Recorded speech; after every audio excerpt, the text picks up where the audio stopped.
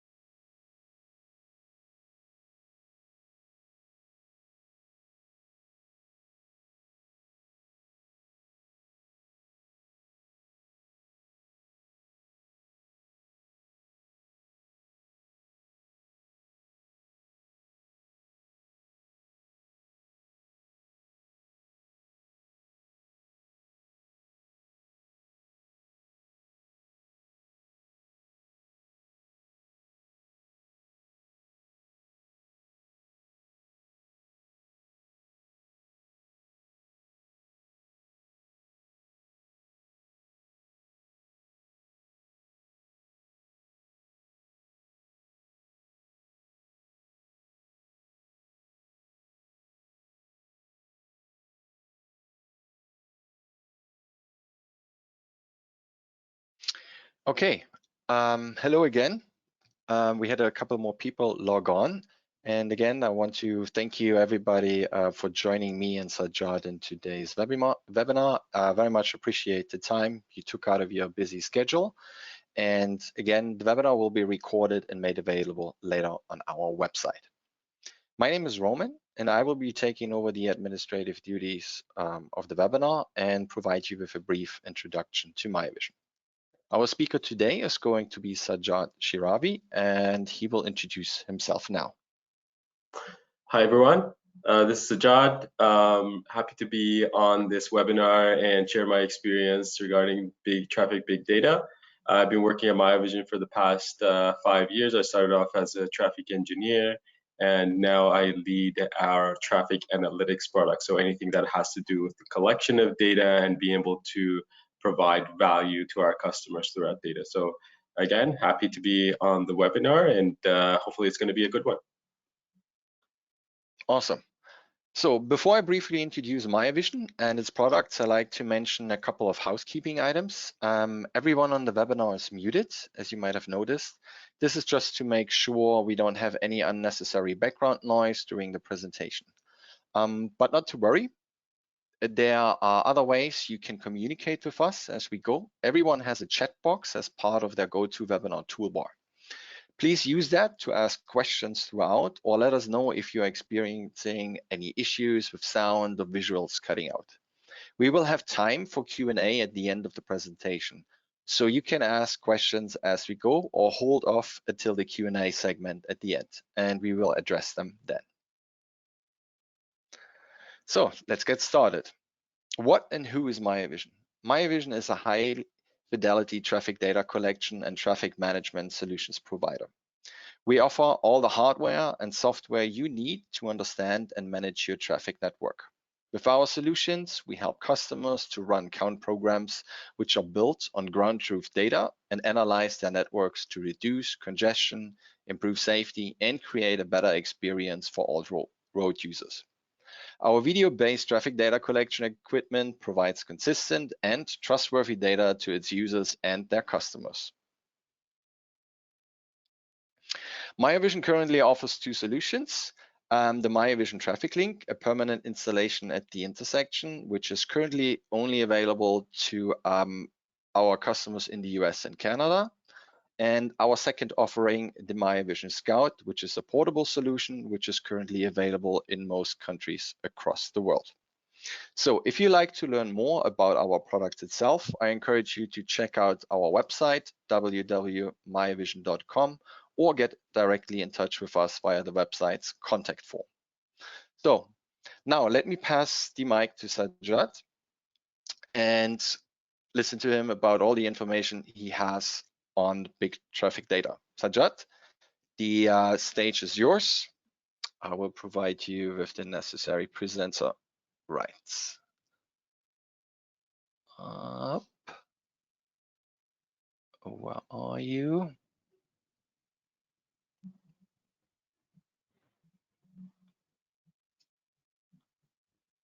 There you go. Okay, thank you, Roman. Let me just share my screen real quick here. Are you able to see my screen? Yes. Yep. Okay, perfect. Thank you, Roman.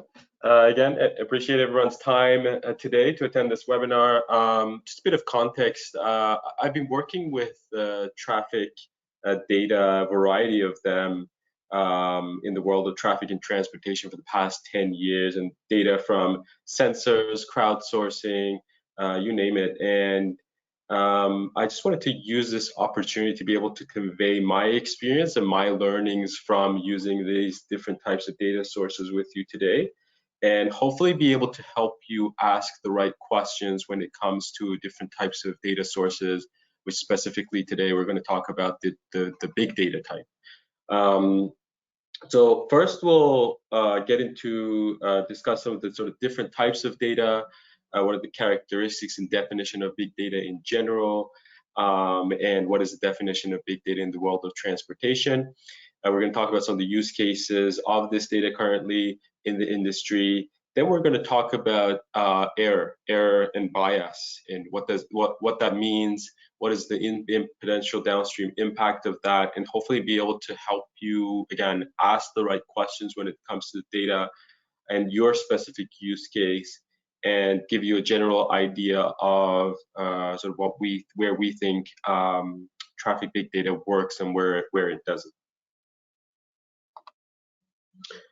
So traffic these days, there's quite a variety of different types of traffic data sources. So even sources that previously weren't thought to be a traffic data source are now becoming a traffic data source thanks to the power of connectivity. So for example, a loop detector that is in the ground, and the purpose of that data and the purpose of the loop detector is for actuation purposes. So if there's a vehicle to detect it, has now turned into a data source itself, thanks to that connectivity.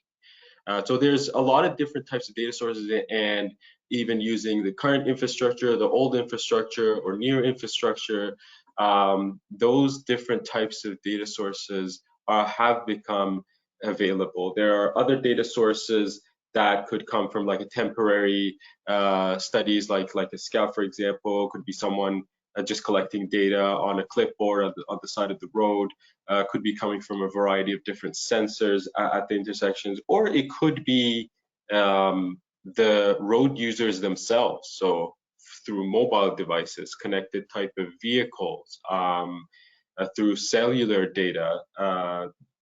There's, again, this type of traffic data is being collected. So maybe 5 years ago, this variety really didn't exist at this scale, but the scale has definitely expanded quite a bit. But something to be careful about, and this is the theme of the presentation today, is that volume and variety of data doesn't necessarily mean that the data is going to be more representative or useful. There's a difference between high volumes of data and the usefulness of data, and this is what we want to discuss today. And the interesting part about data is that bad data is worse than no data, because if you're using bad data, you're confident and you're making confident decisions in the wrong direction, Whereas if you don't have the data, you'll be a bit more cautious of the direction that will take and sort of be able to gather the information that you require. So bad data is definitely has a dominoes effect, where massive decisions could be made based off of the wrong information. So we talked about usefulness versus usable data. So usable data is data that you gather, it can be collected, it can be analyzed, but it doesn't necessarily mean that the data is useful. But useful data is the data that you can actually use to solve an actual problem. And the point really here is that high volume of data, the fact that the high volume of data is being collected in the traffic network, for example, doesn't automatically mean that the data is going to be useful. So this is this very important distinction to make between usable data and useful data. And again, the high volume of data shouldn't you shouldn't think that automatically means that it's useful data. Big data isn't just constrained or bound to traffic and transportation. Big data applies to any kind of data source, and there's a very clear definition of what big data is. And there's sort of different definitions for it, but they all sort of have a common theme. And the idea is that big data is the type of data that it has a large volume, has a large amount of variety. The data comes at a high speed, so it's being collected continuously, and it's data that's trustworthy. So there's sort of the 4 V's of big data, and whatever data source that fits within this definition can be categorized as big data. But in the world of traffic and transportation, I feel like this is more something conventional, I guess. Maybe it'll change over time. But because one of the data sources that really fit that definition in the past few years has been data that's being collected from connected devices like smartphones, connected cars, freight vehicles, wearable devices, they're conventionally known as big data. Whereas data that could continuously come from a sensor, for example, that's out in the field and it's collecting data, that could be a big data on its own. But conventionally in this industry, I don't know if this is going to change or not, conventionally the type of data that's being collected from those connected devices, like mobile devices, connected vehicles, are generally known as big data. So when we talk about big traffic data in this presentation, we're referring to this type of data that's coming from these connected devices and sort of what's called crowdsourcing. So the data that's being collected from the crowd, not from a specific sensor or from a specific device for the purpose of data collection. There's different use cases of traffic big data. So I'm not going to talk about the right or the wrong. We'll get into some of that later on, but it's used for planning purposes, so for origin destination data, identifying modal split, AADTs, vehicle miles traveled, understanding emissions at the network level, and used for travel demand modeling, traffic engineering. It's sometimes used for corridor origin destination, understanding performance in general, speed studies, sometimes even for live traffic monitoring. I've seen it being used for like signal timings and identifying bottlenecks, and one of the other major applications is logistics, right? So be able to find the best path from A to B and scheduling and routing and that sort of thing. So there's quite a variety of different use cases for traffic big data. But what we want to be able to get into today is, okay, for your specific use case, what do you need to watch out for, and what are some of the potential sources of error and bias in the data? So when we talk about bad data, I think it's important to define what we mean by bad data. Bad data is a type of data that has a lot of duplication, right? So if it's not possible to separate the same data point from the same person, for example, in in a data source, that's creating duplications, right? So you're over-representing someone in the data just because you can't separate that. So in the world of big data, one example of that would be a case where someone has a wearable, for example, for fitness tracking, like Fitbit, for example, and they also have their phone. And if that data is being collected together, that might be overrepresented in the data because it's being collected from the same person twice. So these are some of the things that you need to be careful about. Or the people that are in a bus, for example, and there's like 50 people in the bus, and the bus is passing through the intersection or a court. So it's representing all of those different people that are in that bus, and it might not give you a more of a average or well spread out view of performance for a specific corridor if you're looking at that data.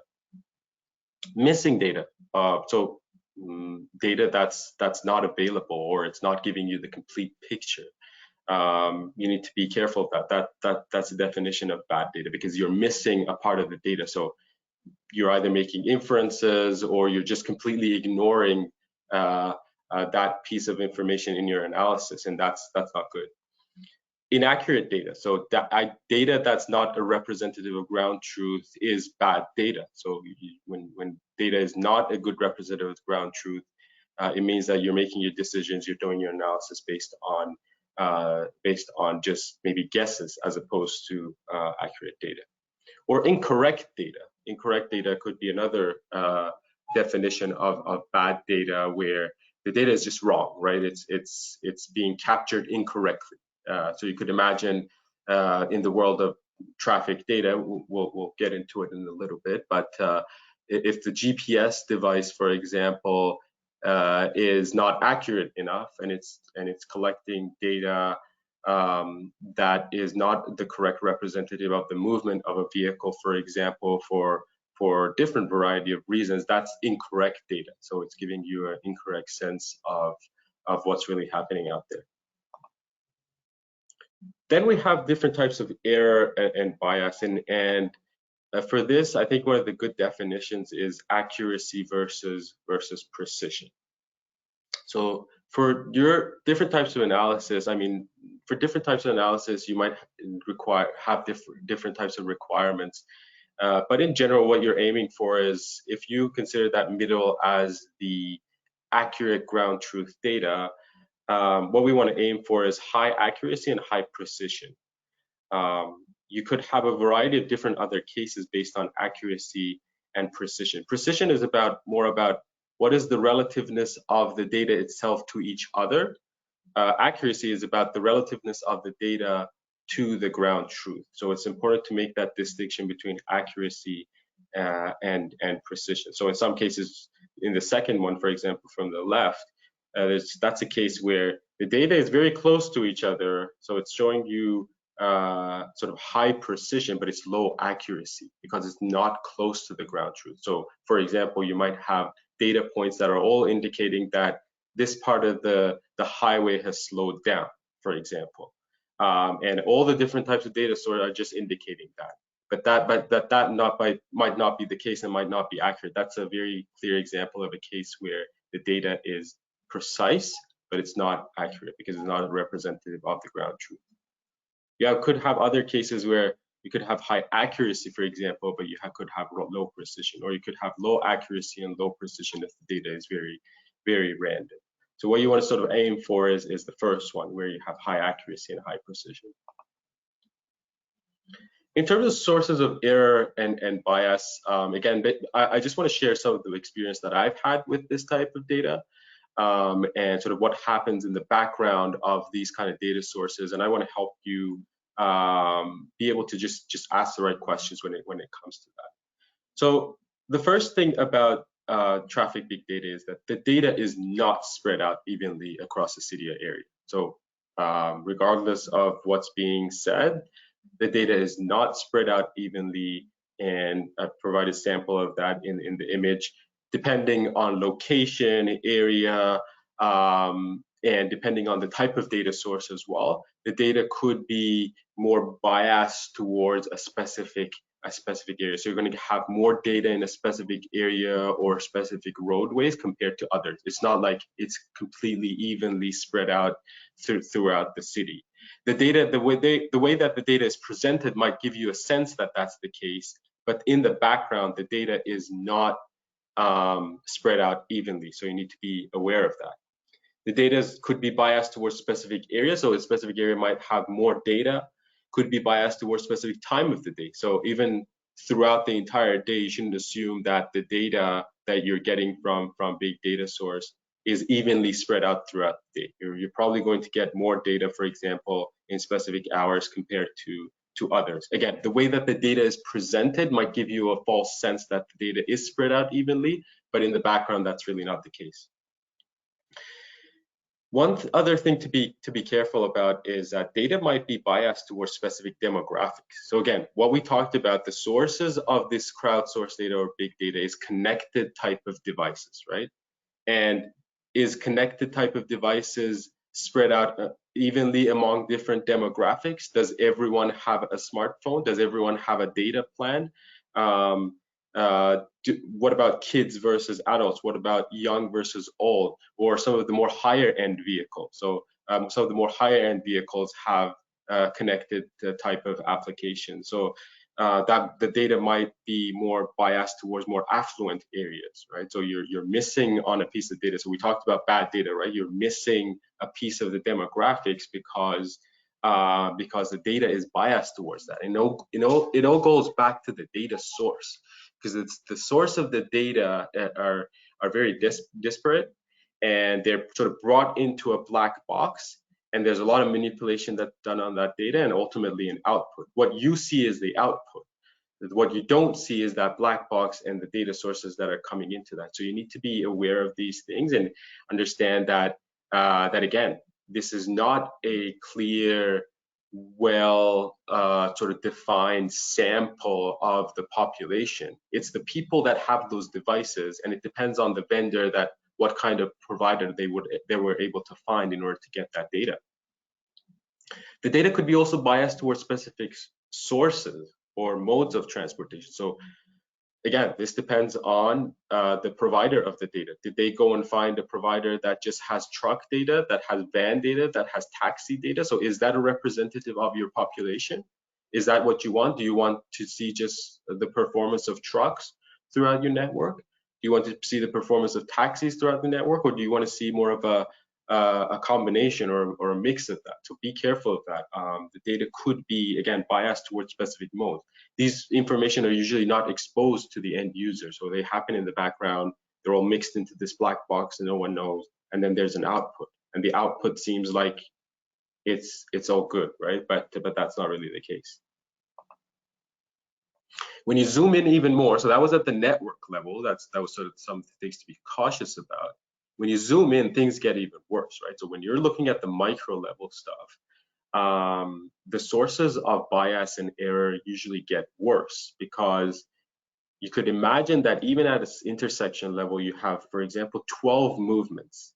So is the data source that you're getting a good representative of all the 12 movements at the intersection, all the pedestrians, all the cyclists that are located at this intersection? Is that data a good representative of everyone that's using that intersection?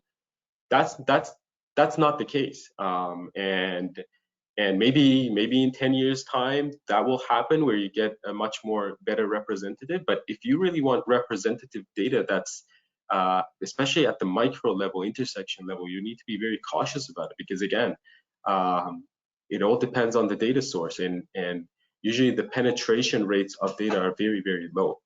So the number of these connected devices that are actually being tracked and ultimately end up, based on after filtering and everything, end up like being actually used to provide the information, are very, very low. So is that a good representation of all the different movements at the intersection, all the different people that are going to be using this intersection, for example? So if things get even worse at the micro level. Again, movements, specific times of the day. So you could imagine, again, depending on the data source that the vendor is using, it might be biased towards trucks, and trucks may be using the northbound through more than a left turn. So that's going to be overrepresented in your data. because it might feel like your northbound through is problematic, but the actual problem is actually with the northbound left, but you just don't have that data. Again, let's go back to the definition of bad data, missing data. Missing data that's missing components is bad data because it gives you a false sense that you don't have a problem at point X, but you have problem at point Y, just because it's not giving you the complete picture. So again, at the micro level, things get a lot worse.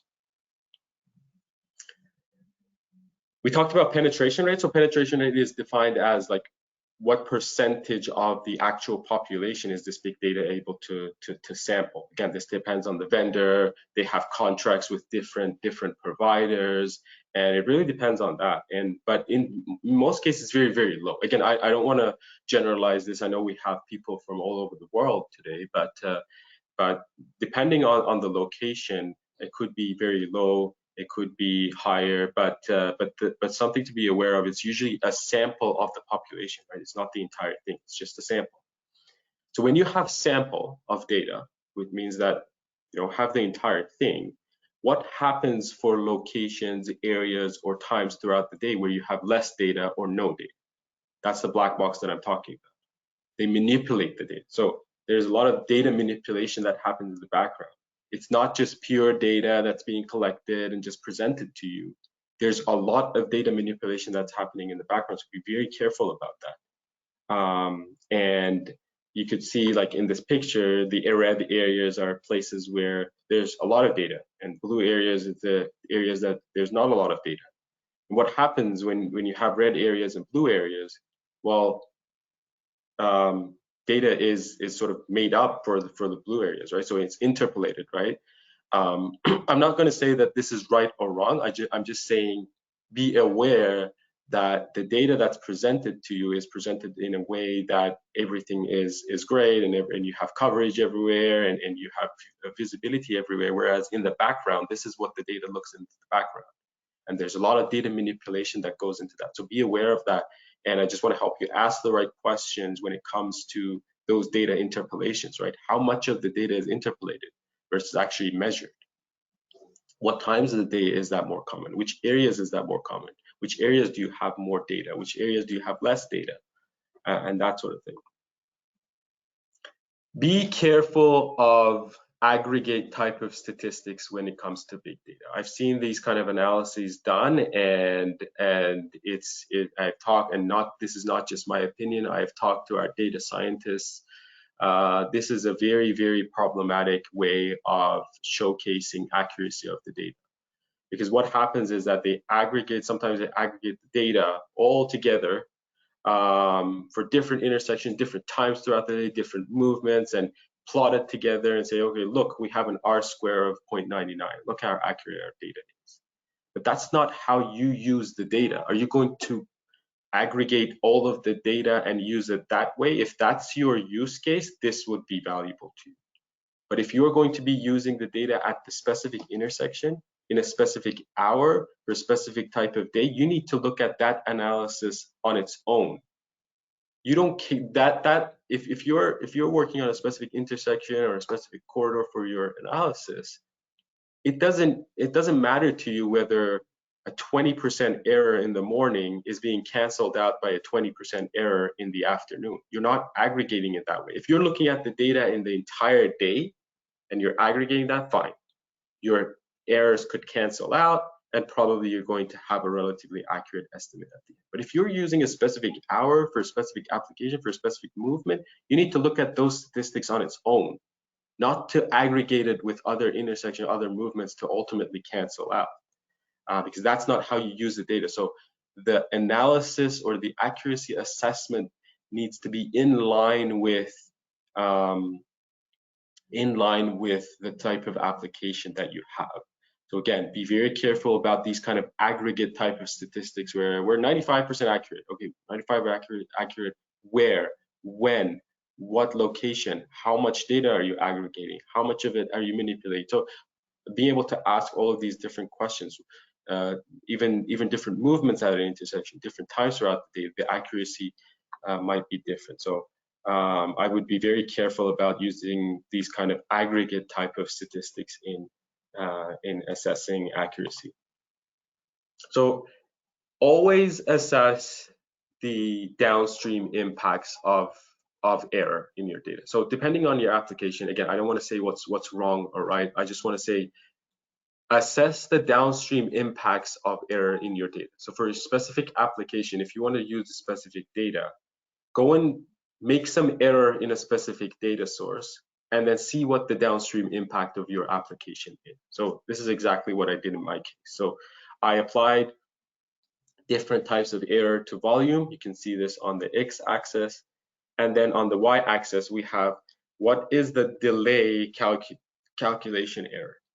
And I did that for different types of traffic situations: near saturated, undersaturated, oversaturated.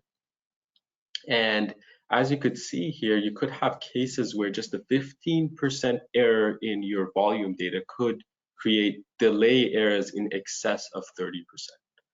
So 30% error in your outcome. So even the data itself could have like a 10% error, but your outcome, you need to look at the error of your outcome. That's really what matters, not the error of the data itself.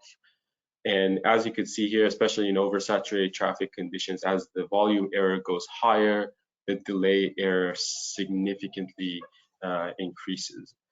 So again, these are kind of cases where bad data cause bad decisions and it ultimately results in poor outcomes. So what I'm trying to convey here is, if you are interested in a specific data source and you want to understand whether this data is right for you or not, depending on based on the accuracy of it, assess the impact using some kind of error. You could just apply for your specific application in your software, whatever software you're using, just play around with it. Change that data and then look at the downstream impacts of the error in your data. If you're seeing that the downstream impacts of your assessment or analysis is high, well, you need to look for more accurate data. If you're seeing that, no, even with data that has high error, the downstream impact is low, well, that's a good application for your data. So always assess the downstream impact of accuracy issues with data. So again, I want to help you sort of ask the right questions. When it comes to big traffic data, always ask about sample sizes. What is your sample size? What is your sample size in different areas? What is your sample size at different hours throughout the day? Don't just, don't be satisfied with just like one single answers, right? Because there is no one single answer for a sample size question, because it depends on the area, location, hour throughout the day. Ask about the data sources. What is the data sources that's coming through? Is it from cellular? Is it from trucks? Is it understand the biases in your data? Is it coming from taxis mostly? Get that sort of what's it called, the mix of the different percentages of data that is ultimately creating the output. Is it more like 50% trucks being represented in the data, or is it a good mix of different types of data sources? So make sure to ask that question. Always assess the downstream impact of error in your application. So for your specific application, it's usually quite easy. If you have an example or sample in your specific type of software, you can always run just make some errors in the data and just run your analysis and look at the downstream impacts of that. Is it high impact? Is it low impact? So always assess that. Geographic coverage based on minimum sample size. So there's statistical methods in order to assess the minimum sample size for a specific type of data source. So depending on the variation of the data, depending on your specific application, you can always do a minimum sample size analysis. And you can always ask the vendor, okay, how much of your network do you actually meet my requirement, meet my minimum sample size requirement? Again, depending on location, depending on time, coverage could be different. So it's always good to ask about coverage in different times throughout the day or different areas. If you have ground truth data, always compare to ground truth data. Avoid aggregate statistics. So those kind of statistics where I've seen sometimes in some of the content that's being produced by these data providers. They aggregate everything together and say, oh, look, we're accurate. No, you have to look at your specific application and to assess the accuracy of that based on your specific application. An error that's canceling out might not apply to you, but in that statistical analysis, it might be canceling out. So be careful.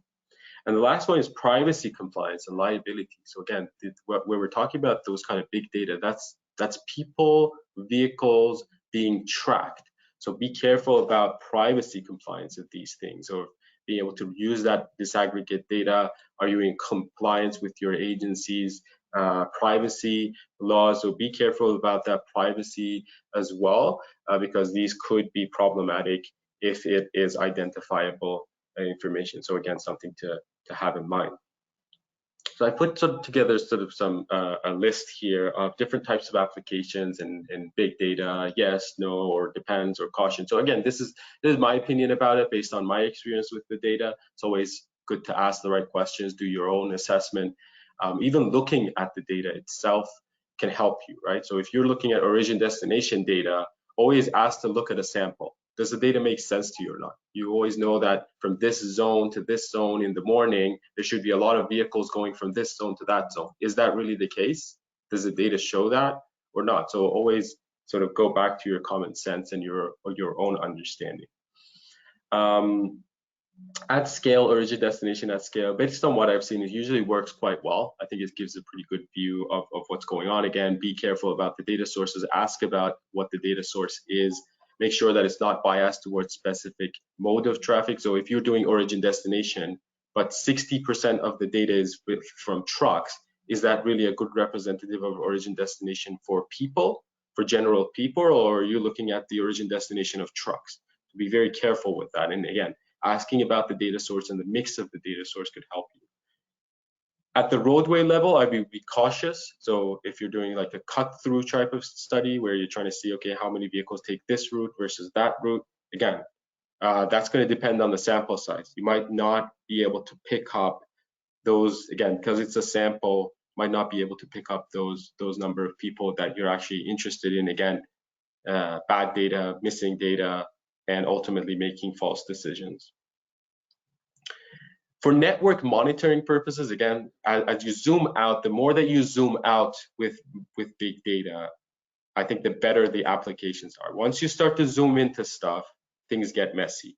So if you're looking at just like generally at the high level, where are the bad corridors, for example, where are the poor performing roadways in general, I think that's a good application for it. But once you start to dig into it, don't read too much into that data, because again, because of all these different areas that we talked about, the data could be prone to error. AADT, vehicle miles traveled. Again, this depends on your different types of application. If you're doing travel demand, if it's just for information, you just generally want to understand what things are going on, okay, that may be good. If you're doing travel demand modeling, I would be cautious about that, because that's going to have downstream impact. You're going to make multi-million-dollar decisions based on that false data, or do you want to use good data to be able to assess that? Things like level of service. Again, if you're zoomed out and you're looking at level of service at more of the corridor level and sort of network level, that's good. But if you're zooming in, again, intersection, you're looking at different links, you're looking at different movements, don't read into that too much, because again, that data might not be accurate. Turning movement count, I would caution about using turning movement count from this big data sources. 12 movements, you have pedestrians, you have cyclists, you have different people. You need to have a very good sample size to be representative of all these different movements, different times throughout the day. And I don't think we're at a point with big data to be able to have that. There's heavy manipulation that's done in the data to provide you with that turning movement count, so be very, very careful. Again, network level type of information, I think that's good to be used for big data, but yeah, zooming in at the micro level, I would be cautious. Signal timing, optimization, it's not worth it, to be honest, to use that kind of data for signal timing and signal retiming and signal optimization, because the data is not sufficient. and it might be biased towards specific movements, biased towards specific modes of traffic, and I would caution against using big data types for signal retiming or signal optimization. Traffic impact studies, they need very granular data at the intersection level. I would caution about that. Real-time traffic management, again, because it's network level, you just want to see where the hotspots are, if everything's performing well. That's good. That's a good application. But again, once you zoom in, well, things start to get messy. Yeah, so I appreciate everyone's time and their attendance. If there are any questions, happy to answer them. Back to you. Yeah. Thank you, Sajjad. You have provided, I think, the audience with some great information and insights. And I assume there might be some people who have follow-up questions on that. So let's open up the room for questions from the audience. In order to just ask questions, please use the chat function of the GoToWebinar toolbar. Just type in your question, and then we will go along and read them out and for answering. Okay, just shoot away if you have any. Let's give it a minute.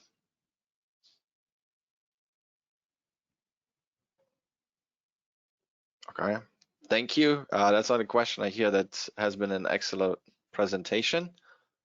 So kudos to you, Sajjad. Your audience liked it a lot. That's awesome. No problem. And anytime, if anyone has any questions, I have my email on the page here. So feel free to reach out. I'll try my best to answer, but yeah, I always make sure to answer my emails. But yeah, feel free to reach out. Yeah. I have a question coming in. So how are you able to integrate different data sources coming from different formats? Or yeah, that's a good question. So at the moment at Miovision, we don't do that kind of integrations of the different types of data sources. What the right way though to be able to do that is you need a lot of good ground truth information, and you need to be able to create those models where you have incomplete data from different data sources, and then you need to create a model based on ground truth. So you need a lot of ground truth information. You bring those and you create a model around it. Now that model that you create is probably going to be good for a specific area, that specific area that you use the data for. So you probably need to have a different model for different areas. Now, this is a very time-consuming and very, it's a very exhaustive type of work that's required. And that's why I, again, caution about this data is that do vendors really do that, right? Do they take ground truth information from a specific area? They use that data to create those models to your specific area, or is it just one general model and they sort of just apply it everywhere? So there's a right way to do it, and there's a way that's currently being done, but generally you need that good source of ground truth in order to be able to train your model. I think we have a very interesting question here as well that involves a little bit about Miovision. Maybe you can speak to this a little bit. And this is, how do you see Miovision fits in the role of providing transportation data? For sure, I can explain that. So as Roman described early on in the presentation, there's sort of two types of ways that we provide that information. One is through temporary counts, right? So not every location requires 24/7 data, right? Sometimes you just need this point of data that you need to collect, and that's done. And until next time, you don't really need that information because there's not a lot of changes happen. And that's done through the temporary data collection, so through the Miovision Scout unit. And then we have our other part of our products, which is the permanent side, where the way that we work, there's different types of data sources that we collect. These are all, they're not crowdsourced data, they're actually data that's being collected from the field, because there's already a lot of sensors, there's already a lot of infrastructure in the field, so why not use that? So we tap into traffic controllers at the intersections, and we read all of that data that's coming from the controller. We read all of that data that's coming from the detectors that are available in the field. I don't know if you've heard about ATSPMs, but automated traffic signal performance measure, and we convert it into a variety of different performance measures. There's also the computer vision piece. So our SmartSense device, which is a permanent unit that is installed at the corner of an intersection, and it uses machine learning and AI to detect and count and sort of convert that in the information into a digital format at the intersection of a variety of different modes of traffic at the intersection. So pedestrians, bicycles, vehicles, trucks, and be able to classify them as well. So that's mostly on the computer vision side.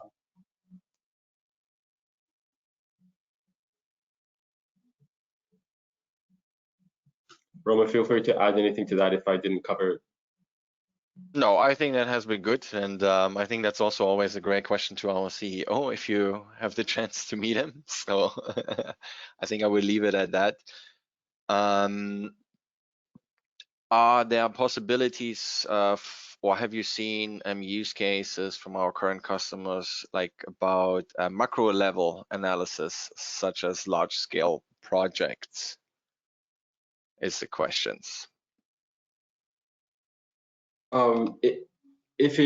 Maybe Roman, you're better at answering this question, but have you seen cases where, for example, Miovision Scout is used like at the city scale, for example, to get a good coverage? Have you seen cases like that? I think you're closer to that. Ooh, yeah, I mean, in general, we have seen larger deployments, obviously, where the Miovision Scout has been used to obviously build the foundation or the data foundation for active transportation planning. So where, for example, a data collection company was deploying more than one Scout around an entire network to really figure out how bikes are moving throughout a particular city, or how they've been using the infrastructure.